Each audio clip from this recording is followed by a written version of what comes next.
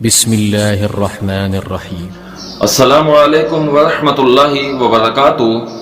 احکام و مسائل رمضان میں آپ کو خوش آمدید کہتے ہیں۔ امید ہے کہ آپ صحت و ایمان کی اچھی اور مضبوط حالت میں ہوں گے۔ دعا ہے اللہ رب العالمین آپ تمام احباب کو ایسے ہی ہنستا مسکراتا رکھے۔ گرمی کی وجہ سے روزے کی حالت میں غسل کرنا یا گیلا کپڑا سر پہ ڈال لینا یا پانی سر پہ ڈالنا، اس سے روزے پہ کیا اثر پڑتا ہے؟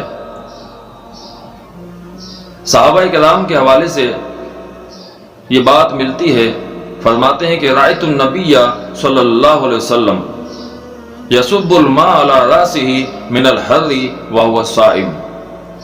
ابو داؤد کے اندر اس حوالے سے روایت موجود ہے۔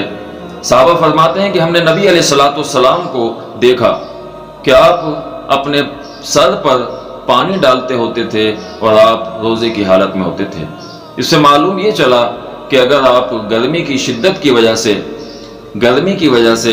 روزے کی حالت میں غسل کر لیتے ہیں، بار بار نہاتے ہیں یا پانی سر پہ ڈالتے ہیں، تو ایسے کرنے سے روزے پہ کوئی اثر نہیں پڑے گا۔